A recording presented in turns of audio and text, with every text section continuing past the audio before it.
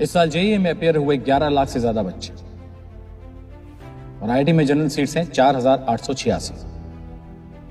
Success rate 0.442%। Maheshwari classes में पिछले साल 1 लाख बच्चे पढ़ रहे थे और उनमें से 1713 सेलेक्ट हुए। Success rate 1.69%। खुश होने की बात नहीं है। पॉइंट नंबर 1, अपने आसपास के चेहरे याद रखिएगा। आपका सबसे बड़ा और सबसे सीरियस कंपटीशन कहीं और नहीं, आपके साथ ही है। अभी आप 12th में हैं, अगले साल जेईई देंगे। आप सबके पास 1 साल है।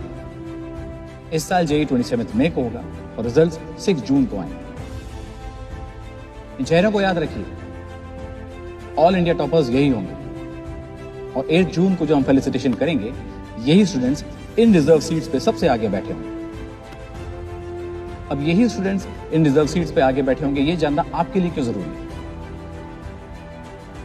यहां आने से पहले आप में से कई स्टूडेंट्स अपने स्कूल के टॉपर्स, अपने ट्यूशन क्लासेस के स्टार्स या अपने गली मोहल्ले के सबसे ब्राइट स्टूडेंट्स रहे होंगे। आप में से बहुतों को लगता होगा कि उन्हें मालूम है कि उन्हें क्या करना है। कुछ को ये भी लगता होगा कि उन्हें माहेश्वरी क्लासेस की फैकल्टी, यहाँ के सिस्टम्स, यहाँ के रीडिंग मटेरियल्स, यहाँ के काउंसलर्स से ज्यादा समझ है। एक्चुअली ऐसे स्टूडेंट्स होते भी हैं, लेकिन आप में से ऐसा कोई नहीं, not even a single one. मैं ये इसलिए कह सकता हूं क्योंकि हमें अगले साल के टॉपर्स भी पता है। हमें पता है कि वो किस शहर में हैं, किस ओलंपियाड की तैयारी कर रहे हैं। और ये मैं इसलिए भी कह सकता हूं क्योंकि आप यहां 12th में आए हैं, ऑलरेडी 1 साल लेट।